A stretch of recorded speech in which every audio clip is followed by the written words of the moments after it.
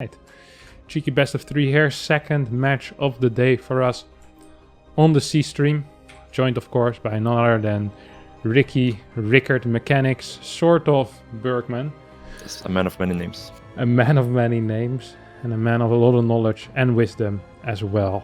Romanticide Ricky, tell me what you know about this map. It's one where usually Zergs end up feeling more inclined to play longer games. Like, it's not super short rush distance, there's not any queen walks you can do. You can do the taxi, but I feel like this is one of the better maps for defending the taxi on, in general. So usually what ends up happening is, if the Protoss decide to go the Void Ray route, it usually ends up being something like a 4-base Hardbane timing, right? On the 4th base. And if that doesn't work, or if the Protoss decide to take the other base and play more defensive, then usually Zergs try to go into the late game. It's not a bad swarm host map if we don't see Stargates, so it really depends what Cyan is gonna open up with here. Yeah. Of course, the swarm host, if you can break through the rocks, you have that area behind the minerals where the swarm host are basically shooting their locust out for free. They can also go below the natural, where there's a really... It's kind of tricky to hold, especially if you're initially defending with Archons. Your Archons will get stuck behind your Cybercore. But yeah, you were mentioning earlier those... the alternative 4th base, basically, and that's going to be the more... I guess it's more of a line, or more in line with that... with the main base. Yeah, it gives you less map presence, right? Because you're more tucked into your corner, but it's way easier to defend. So if you're somebody like we talked about, Cyan likes to play late game with carriers and stuff like that. So if he's looking to do that, he's probably just going to take this base and try to power up a bit on 4 base. Whereas usually, like, if you're looking to play more of a ground style, then the other base is a bit nicer because you're already in the middle of the map. It's easier to push from there. Yeah. Also, things like lurkers are a little bit easier to defend in that way, right? Because imagine having to take like we can't see it too clearly right now because the map is rather dark because of the pause. But yeah, there's definitely some good lurker positions there. Usually when they take the line 4th base, afterwards they go for the rich Vespine geyser base in the middle.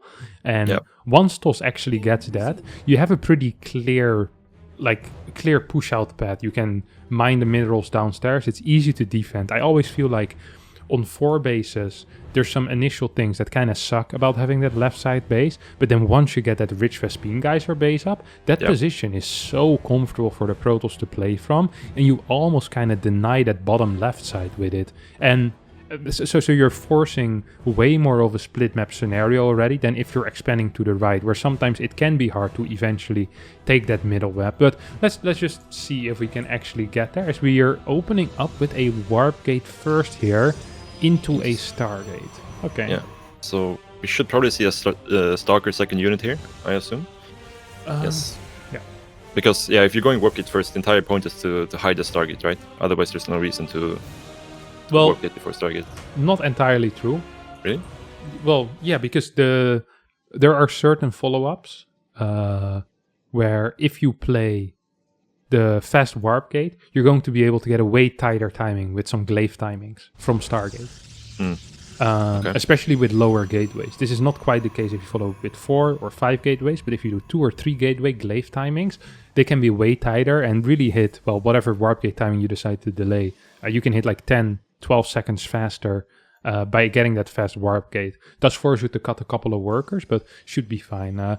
It's probably not what we're going to be seeing, though, as it is indeed Adept Stalker, and we see the first Oracle already on the way. He's faking this extremely well, by the way. He starts the next Adept at the proper time. The second gateway was extremely fast as well. I'm a bit surprised he shows the second pylon on the low ground like this, but I can. Ooh. Yeah, right. That is a tell if you're Scarlett. Yeah, for sure. And she also saw the Oracle with the links. Usually, like when you go for this sort of target, you would rally the Oracle like way around the map, right? Because the entire idea is coming to the other side of the map unnoticed. Because this is quite a lot later than the normal Oracle time. I think he could have jumped in and gotten 1 or 2 workers, but didn't want to risk more damage on the Oracle. He's now gonna hop back home as we see a Void Ray follow up. He's opening up with a triple unit 3rd base. We've seen players, and when I say players, I mainly mean Zest and Trap, who've been very careful at getting too many gateway units while playing something like double Stargate, because they don't want to delay their extra Stargates. What? 3rd, 4th gateway? This is something I haven't seen before, to be honest. He's also doing the 4 adept move out. This was like very popular like a year ago in Korea. Like the 2 target units into 4 adept pressure. But something we haven't seen in a while. It's a bit of a throwback. Yeah, so the reason we're so surprised is that we see the gateways before the twilight, which means that this push is going to, if it's going to hit at some point, it's going to hit rather late.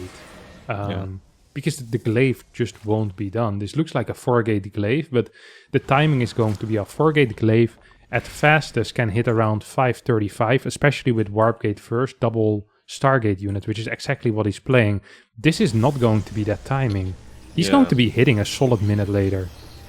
Yeah, this is kind of thing where if this Scarlett just plays 66 drones and then starts making units, she'll be fine, right? Like the timing is just gonna be a bit off. So yeah, I'm not exactly sure what the plan is here. Maybe he's expecting Scarlett to go into like Hydra. Yeah. If you go straight into like Hydra Bane, then this could be good. But this is good. If this is straight Hydra, then you're gonna hit kind of late, but because you get your gate so early, you have like slightly faster extra adepts, and you're gonna hit like an absolute, like a freaking brick, like a freaking bag of bricks, or like a container of bricks just dumped into your Hydras. Like, it's actually insane because they trade so well against Hydras, but that's the absolute opposite of what happens against the Roaches. And Scarlett kind of knows that something is going on. She isn't quite sure what, so she's a bunch of adepts now and just starts Roach production. Yeah, this is hitting way too late, in my opinion, for it to really do anything. Loses the Oracle as well. We have a Link run by setup already on the left side, and there's no battery in the third base yet. Ooh. Yeah, this could do a lot if he doesn't have Warp Units ready right now. Just have 2. Works him in a good position too. Yeah, very strange. He's going back into 2 Stargate now. So I'm assuming he's probably gonna go Disruptor from here, right?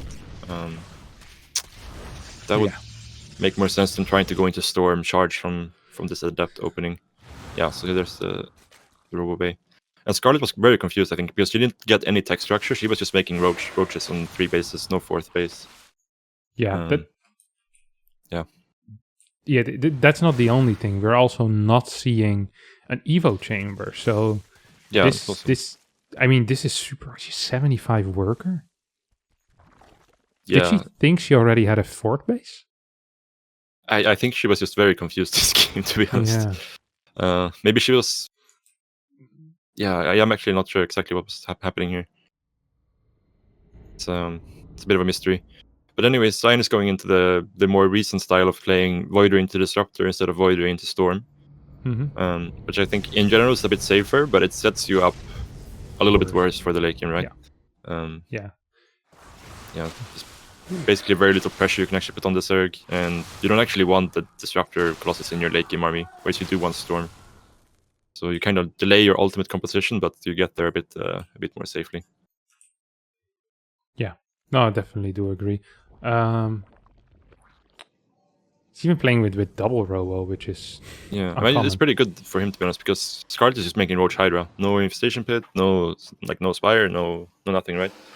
And Disruptors are extremely good, I think, versus just pure Roach Hydra. Colossus, though. I haven't seen that. Unique.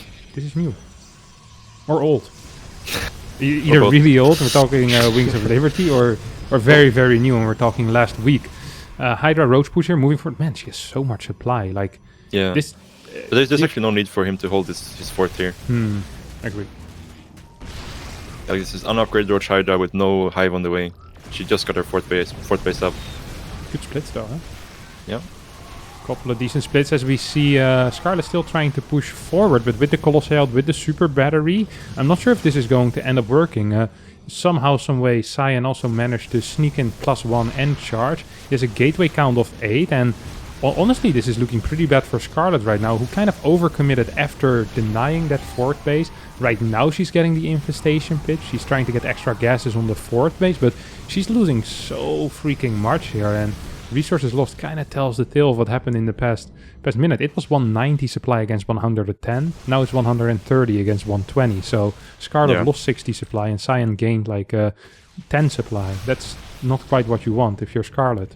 Yeah, like that was a very, very committed attack from Scarlett. Like not even 75 drones, like no upgrades, no tech behind it. Like she was very committed to actually like killing him there, more or less.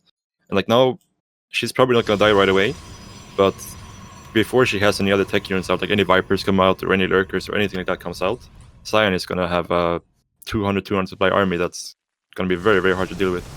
It's gonna look ridiculous as well. It's the type of army you're gonna see in a circus. It's gonna consist of 3 Colossi, like 4 or 5 Void Rays, charge lots, and like he's gonna go into Templar as well, I can only assume. But yeah, the way this is supposed to be, ideally you have your Vipers way faster if your opponent's playing double Robo and the other guy's getting his Templar, right? And that's not going to be the case here. We see 2 extra Evos being added. This could just be for Viper energy, but it could also be for actually trying to get into those heavier upgrades and eventually transitioning maybe into ground. Lurker then is going down. Scarlett realizing she needs to get some type of defense and she needs to get it fast. That Lurker then is delayed. It's way too late, no? It's supposed to go down the same time as the Hive. Yeah, there's 4 Colossus here, and I have no idea what in Scarlett's army actually kills 4 Colossus. I heard the Queen is pretty good. Even the Queen might not be able to do this, I think. But yeah, that's usually like the thing. Like when you go for this sort of timing style versus the Void Ray builds, it's usually like you have one timing, right? Where you either deny the 4th base and then you just instantly go home and macro up, right? Or you're committing to killing, right? And Scarlett kind of went middle of the road. She denied the 4th base, but couldn't really kill him. But she didn't really take up fast enough, and this is gonna be so hard for Scarlett to win. Yeah, she has a very good angle. Disruptor shots are hitting big this time around as well, though. Did the Prism is still alive, and I think with the angle she might actually be fine. There is no Templar here in this army remaining. So if these Vipers get some energy, maybe she can do something. But this is a pure Hydra army at this point. Once the Queens stop tanking this, like they're gonna fall so freaking fast. A nice attack on the Disruptor, but there's just too many big units here for Scarlett to deal with just Hydras. Yeah, it does seem to be that way as this fort base is starting to get targeted down. Drones managed to get evacuated though. Perhaps she can force Cyan to go back home and be like, hey, you know what? You killed this base. Good job, buddy. Now let's go home and let me try to get a couple of Lurkers out. Because don't forget, if you can get some Lurkers out, I don't think there's... Oh no, there actually is some detection here. There's a single observer. But Lurker plus Viper, if there's no Templar, can be good enough. Maybe not going into a longer later game, but should be good enough for at least a temporary hold. The thing is that Colossus though versus Lurkers without the range upgrade, it's actually like not that bad for the Colossus, right? Like they're gonna outrange them by a lot. But yeah, like the more important part is the Viper, I think. Yeah, if there's a Viper with it, I mean, like he can't really poke from a distance, right? As long as he doesn't have Templar with it, but he can just warp in Templar as well. Maybe I'm being a little bit too hopeful here for Scarlett. She does. Then now she does have a Hive. She has 80 drones, and it's not like Cyan was really taking up behind this, right? Like he was actually committing a bit to putting some pressure on here, but he's still in a very good spot. But Scarlett got some time to kind of recover, and now she does have Vipers. So maybe she can actually do something here in the next fight. Ooh, no feedback there coming out of Cyan. He did not have the vision on the high ground that was necessary. Is there spines? No, there's no spines. The Zealot run by potentially could do something. Except we see some heavy signaling here coming out of Cyan. It's like, hey, my Zealots are on creep. Do you want to do something about it? He shows it for 10-15 seconds and then goes in after that. That doesn't quite seem to be the optimal play. Does manage to save some of them, but I feel like that could have potentially done a lot of damage and definitely not going to be the case right now. We see seismic spines being researched, and once that finishes up, Scarlett could actually be heading into a late game. Now she's still in a pretty terrible position. Her creep spread is awful. I don't mind her position anymore because Cyan isn't going into the carriers here as I think he should. He's getting a bigger ground army, and if let's say Scarlett gets out like 12, 13, 14 Lurkers, like she's gonna have a lot of window where she can do a lot, right? Because this army that Cyan has does nothing versus high Lurker counts with upgrades. There's double Robo though. There's a lot of Templar. He has good ground upgrades as well, and there's still these Void Rays. I mean, yeah. Well, I would like if to see and get an Oracle at least. Yeah, definitely. He's gonna try to go for a break here. Blinding Cloud is actually helping out at least a little bit. Oh my god, she feedbacks. I was gonna say that's Viper. Yeah, this is never a good play. That's inviting the devil in your home right there. There's the Prism. There's also the devil. He didn't get the invite, but he took the back door. Warps in a couple of Zealots. Gets a bunch of drone kills as well right now. And Yeah, there's just not enough lurkers here at the front. I agreed with you, by the way, that if she does get up to 12, 13 lurkers, she's probably going to be able to play a longer game. But I was kind of afraid that something like this would happen before she gets there. She didn't quite have spines at every base, or at least not enough spines. Her creep spread is mediocre, and I mean, there's so many storms here. There's so much big damage output out of this army. There's not a single weak unit in this army, you know. It's not like this is an army consisting of 50 banelings or 50 zealots against 10 banelings. No, this is high DPS, high test, and no creep. It's going to be very, very difficult here for Scarlett to keep these outside bases alive, and that's exactly what we're seeing happen here. Yeah. At this point, she just lost too much economy. Like, she got a decent army, but like, she needs to be able to do something on the other side of the map as well once she actually stabilizes again. And with no economy behind it, it's just so hard to keep this going for too long. As you have to keep dealing with zealot run-bys as soon as you want to move out. So yeah. There is actually one opportunity here for Scarlett, and this is gonna sound dumb, but lurkers, if they get in a position offensively, and she manages to take out the prism. So what she needs to do is she needs to take out the prism, then push back opponent's army and get up to like 18, 19 lurkers. And then ideally move somewhere close to the fort base. It is possible that then she can do something. But these are the two requirements for her to be capable of even thinking about setting up a counterattack. Because her army is actually pretty big. Her upgrades are good. And the quality of her army is fine as well. Like, we're now in that stage where she does have these 13 lurkers. If she burrows them, she doesn't have the quick burrow yet. Did she forget? It's likely she forgot it. Like, in this kind of game, you're like usually starved on gas as well. She was starved earlier when she probably wanted to get it, and she just decided to get it the next Viper or something instead, I assume. But yeah, now she definitely forgot it. Okay, this prism is gonna get sniped down. That's a big deal. Some missed target fire there, actually. Tries to go for the zealot at first. Doesn't quite work out. Yeah. It's such a huge difference of getting the prism like half a second earlier. Now she has to pull back the entire army. Now, like, she probably wants to be posturing out on the map right now, right? Yeah. By Cyan's is defensive, this is her opportunity to actually get out on the map and get a decent offensive position. But now she's basically dealing with all these zealots, and Cyan just gets to reel his bank even further, prepare his targeted transition. It's just gonna get rougher and rougher for Scarlett from here, I feel. Yeah. It felt like Cyan was giving her a possibility there, and then Scarlett was like, that looks nice, but no, that zealot looks juicier. And now she's kind of stuck in a defensive position where she doesn't really want to be. The extra Stargates are coming out. Shield upgrades are continuing as well. And even though Cyan isn't trading well here, and he's losing a little bit too much, he still doesn't have an Oracle with his army, which all sucks.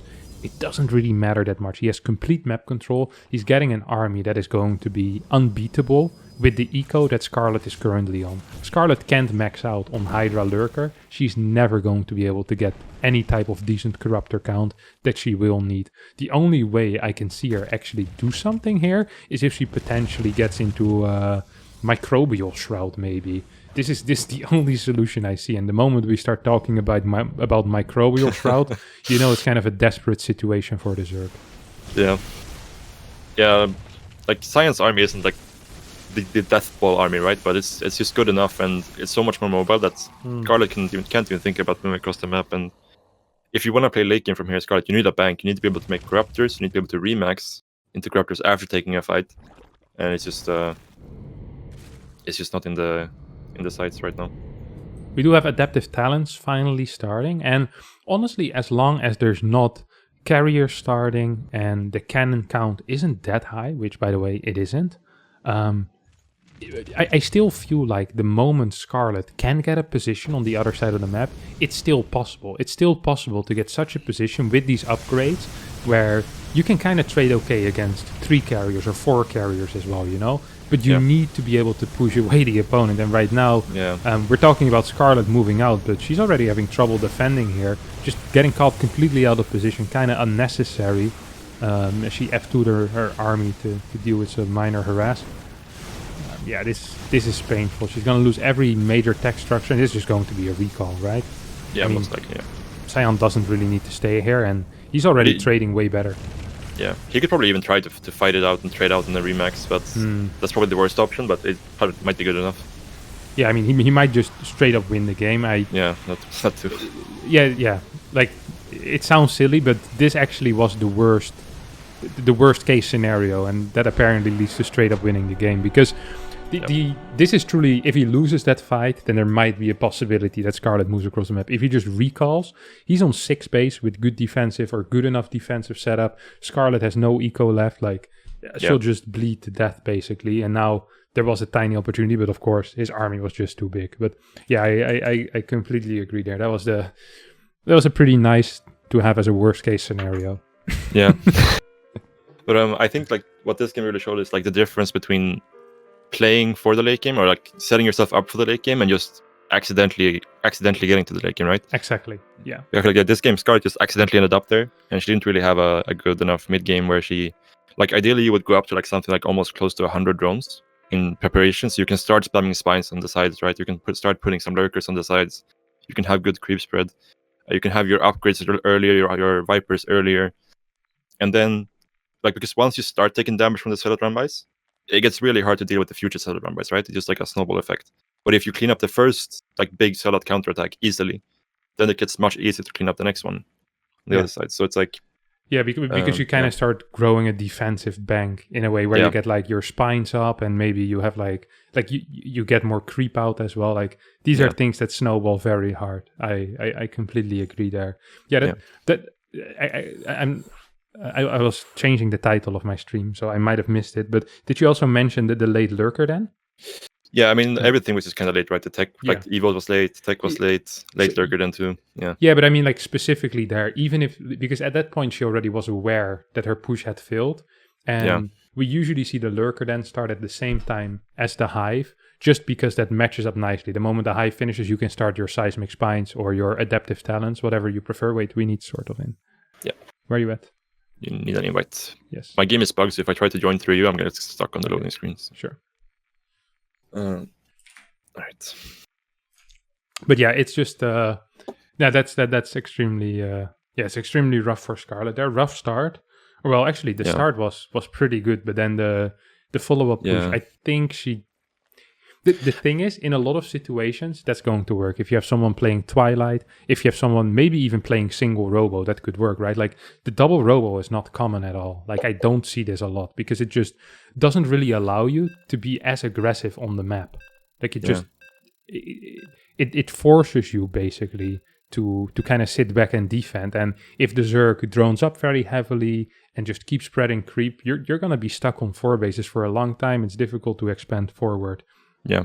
So, yeah, I was... it felt like that game, like Scarlett didn't really have a plan of what she wanted to do, right? She just wanted to... It felt like she was kind of just expecting Cyan to all in her. Mm-hmm. And then she was just kind of making roaches to survive. But then the all in... Like, she kind of defended the depth all in, but it wasn't really that committed, right? And then she just had these roaches, and then she's like, okay, well, I guess they gotta hide her now. And then we kind of ended up in this super weird game where she kind of had to attack because she had no economy, no tech. I agree that she kind of had to at least break the fourth base, but after she did that, I don't think it was necessary to walk up that ramp. Like it became clear pretty quick that that wasn't going to be the call after like 2 disruptors killed 9 to 10 hydras. I mean, you can kind of feel it coming at that point. Once again, out of Cyan, we're gonna have a quick scout here. Cyan, of course, in the bottom left, red Protoss, and Scarlett top right in the blue, I assume most of the guys in my audience are going to be capable to figure out that one. Yeah. Scarlett, of course, is a Zerg. Cyan is a Toss. Like the main difference with like Roach Hydra and like Roach or Hydraling Baning or something like that is just that Roach Hydra, once there's splash from the Protoss, that army just becomes so useless, right? Because the entire strength of like Roach Hydra is having your entire army in a ball and just being able to like clear all the Zealots and clear all the Archons super fast, right? But as soon as you splash, you have to start splitting your army, and then it just becomes so much worse, right? The Hydra is actually one of the best DPS units if it doesn't need to move. Yeah, like it attacks extremely fast, but of course it is. Well, I don't want to say it, but it kind of is a glass cannon.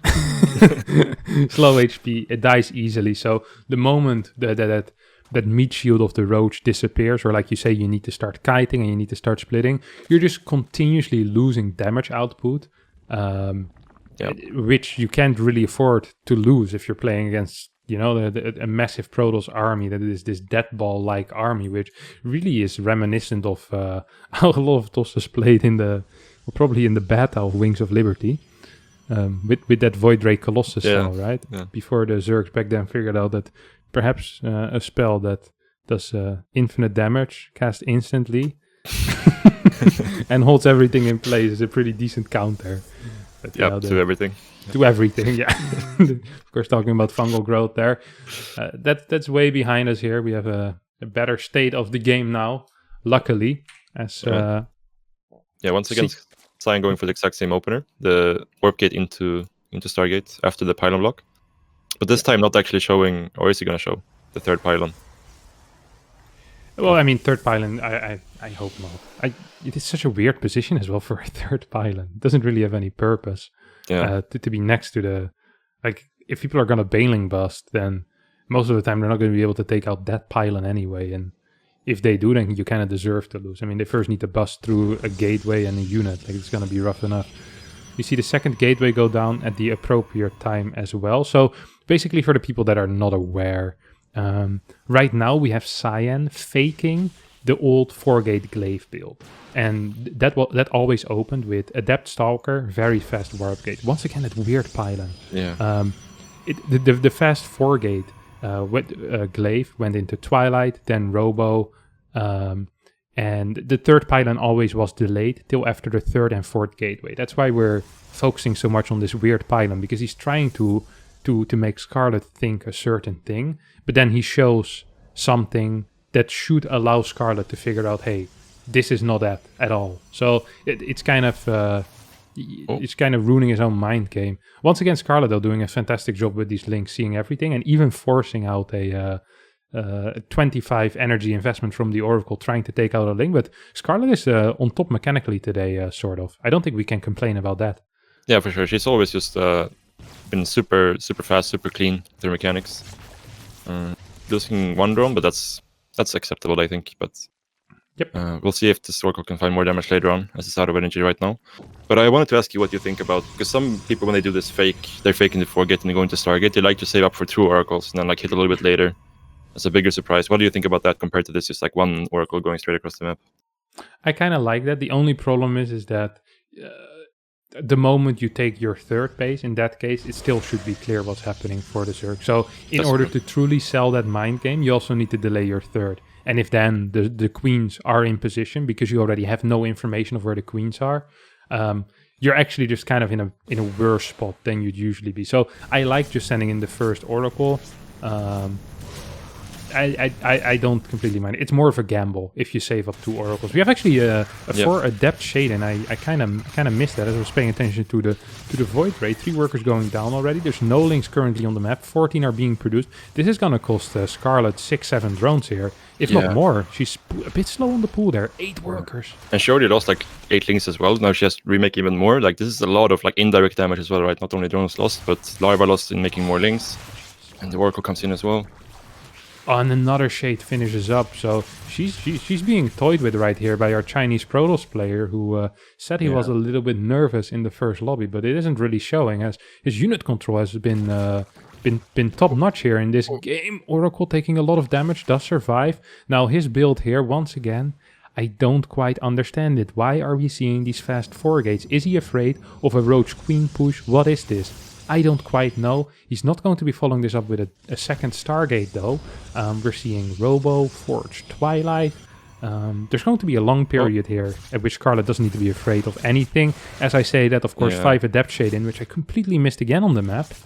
And so did Scarlett. So another thing me and Scarlett have in common. Yeah, I'm not like, I think just after the initial links got cleaned up, and we talked about this in the pre-game, is just that Scarlett's scouting can be a little bit lacking, right? And I feel like in this case, like after the Oracle cleaned up the first couple of links, she never sent out any new ones, and she just kind of assumed that Cyan was going to do the meta, right? But you don't really go for these adept pushes. Yeah. But yeah, she just didn't have any spotters for it, and then if you don't see the adepts coming at all, and then for adept shading, you don't have enough Zerglings to fight it, then it gets really awkward, right?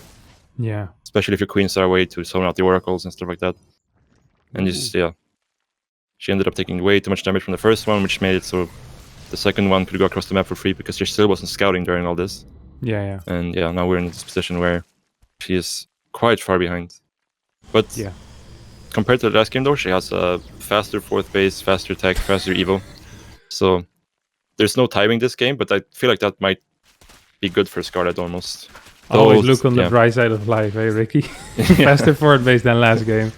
Yeah, she's going to be facing a +1 blink attack here, and she's playing SortOf, which also isn't quite ideal because it means that Cyan's going to be very aggressively on the map. He has a lot of force fields here. I don't think there's even enough roaches yet to truly even contest Cyan moving on the creep here. I mean, if your army consists of pure SortOf roach, and you're equal in supply, that's an extremely bad sign because both of these units tend to inflate the supply of the Zerg by a lot of... like 200-200 in SortOf Roach is way worse than any regular 200-200 army, whether that's of a Protoss or of a Zerg player. Now the force fields here aren't exactly perfect, and this first trade actually went a lot better for Scarlett than I thought it would be. Cyan also isn't aware of that left side fort base, so perhaps there is some future here for Scarlett. Cyan accidentally just killed his Oracle, I think. Or was this Prism? He killed something with his... His Oracle is gone. And his Prism is almost done, so I don't think it was the Prism. So it was his Oracle then, yeah. Yeah, the whole thing about playing this Swarmers things is just usually like you want momentum, right? Because you want to be able to get across the map with the Swarmers right away. Like defensively, Swarmers are kind of ass. You want them on the other side like as soon as possible and start using the first wave aggressively. But here she's forced defensive. And Cyan is maybe pushing the issue a little bit too much, but as long as he's keeping Scarlett at home, I think he'll be happy. The thing that Cyan... yeah, he's pushing way too hard here. I don't think he needs to do this at all. The thing he just wants to do is just sit outside and grow his army and supply side. Because what I said earlier is just true. The moment he gets a 200-200 army, he's going to be fighting so freaking well. And sure, he's in a very good spot, and sure, he's ahead, so maybe he can finish here, but it's also completely possible that he will start bleeding out units, and the moment Scarlett gets some momentum with this army, and as a Protoss player you dip below 110, 120 supply, it could be very freaking tricky. Another blink forward here coming out of Cyan. Swarm hosts are being used here, but these trades aren't quite as good for Cyan as you would expect of someone with the early game that he had. And he's actually gonna get pushed back. His units lost is relatively equal to the Zerg, and if you're building roaches, you're gonna be happy to see it. I think Scarlett is moving too far now, though. So she completely... What did she do here? Yeah, she overextended here a bit for sure. I'm not sure she's quite realizing how the position she was in. But the Swarmers are going across the map right now, so if she can hold on, these could potentially snipe the third base. Yeah, but this seems so risky. She was doing such a good job. Just now her Swarm host micro is lacking a little bit as well. Not all Swarm hosts are even used, and now this was a giant error in decision making coming out of Scarlett. For what I feel like is the second time in 2 games now. Earlier moving up into that ramp, and now after having a miraculous defense, kind of throwing all that hard work out of the window. Now the game of course is not over yet, as we see Cyan backs himself into a corner. He is trying to take out the fort base as well at the same time, and as long as these Swarm hosts stay alive, there might still be a possibility, but Swarm host after Swarm host right now is getting sniped. Cyan at 101 supply though. Holy crap. Stalkers is kind of like a roach, I feel, in this matchup, where like they can be very good, but they fall off so fast, and like at some point they just become very useless, right? And like in these kind of fights, when you're going for these pushes with the sentry Stalker pushes, like once there's like 6-7 Ravagers, you can't really ever engage into it, right? Like the only way you have to engage into it is to blink forward, which doesn't ever feel nice, right? Unless you're already like winning the game really hard.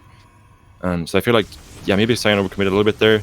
Scarlett not reacting perfectly on the defense either. I'm not sure like where the situation we get in is actually pretty even, I feel.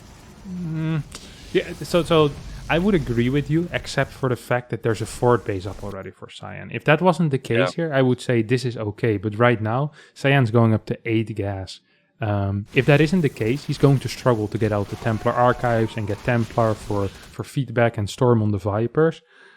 Sure, his supply isn't looking as hot, but he has good eco, and his tech seems to be absolutely fine. So as long as he doesn't get caught off guard by the Swarm host, I think he's actually still in a pretty decent sized lead, even though the supply might not necessarily show that. Look at that hatch, by the way.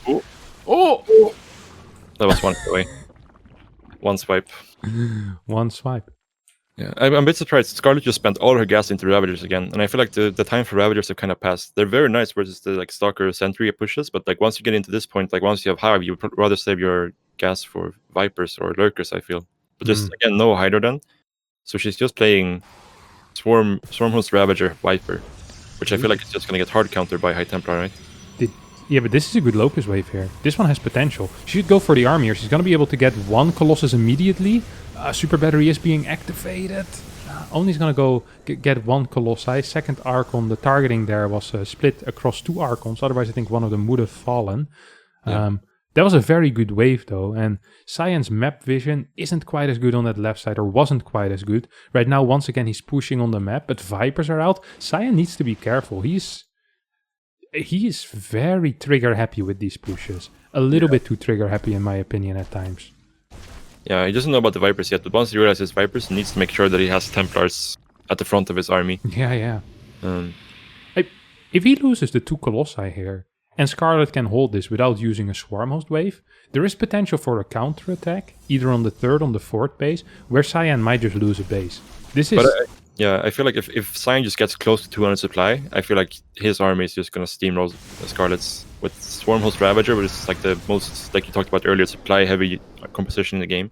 There's no real meat to this army. It's like once the Locust Wave is gone, there's like what 10 Ravagers maybe that can actually fight. Yeah. So it's quite scary, I feel, for Scarlett.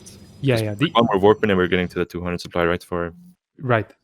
I would agree, except that Cyan doesn't know about the Vipers yet. The moment he sees the Vipers, he should kind of go back and wait until he gets Templar. Okay, this was not the greatest show of the Viper. I understand that Scarlett feels she's on a massive clock, but the Vipers needed to do more. We have a good wave once again, by the way. Man, Scarlett, her unit movement, except bar that one little mistake, has been absolutely fantastic with these Swarmhosts. Holy crap, this is a free base, and I'm not sure if Cyan can push into it. I mean, there's blinding clouds. This is a choky area.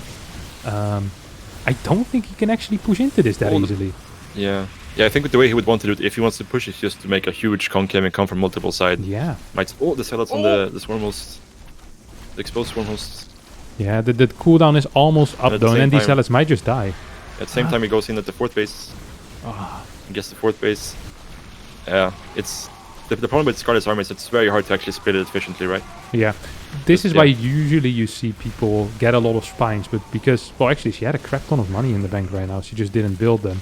I guess she just wanted to wait for a remax on Roaches, but doesn't actually have the larva for that either. See a couple of Vipers. Good control. Yeah, it's good control, but... I mean, the Swarmos are all down now. +3 is about to finish up, and holy crap, Cyan is not controlling this perfectly, by the way. He's losing a lot of Zealots for free, but Scarlett's floating like 4k resources, 4.5k resources. Scarlett had like 40 larva here, so she could stay like backed out non-stop. She might have actually been able to win this game. Yeah. But that was a crazy game. Very back and forth, but I think maybe both players being a bit too excited to go across the map at times. Yeah. I think the issue really is the lack of larva there in it. I didn't realize she had such a big bank. I have no clue where that kind of came from, but you're completely right. Because the trades that Cyan were taking was just continuously sacrificing army to kill more eco in the last like 2-3 minutes, right? He just sacrificed so many units, and then Scarlett actually had enough money.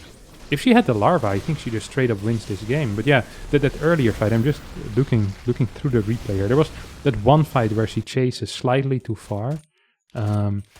If that doesn't happen, I also really think she has a good opportunity. Let's not forget that this game started with 24 worker kills for Cyan. Yeah, it's a very good early game. It's already impressive that Scarlett even managed to kind of make this a close game, and also a little bit the credit of Cyan's decision to keep attacking into it here at the point where I am in the replay. Yeah. I'm just scrolling through it because I'm so curious what was happening at the same time, because that actually was a giant error. I think she thought she was fighting really well and she wanted to do a lot of counter damage with the swarm host, and then I don't think she quite realized how bad of a spot she was in before that. Yeah, like I think, like you said, like she just runs back. There were still locusts with her army, right? So she can't really chase them. She just runs back, and then she makes like 2 or 3 more Ravagers, and I think she's completely fine to hold any sort of pressure on the left side. And then I think the Swarmers on the right are actually completely fine, right? Yeah. She doesn't overcommit to the fight on the left side at the same time.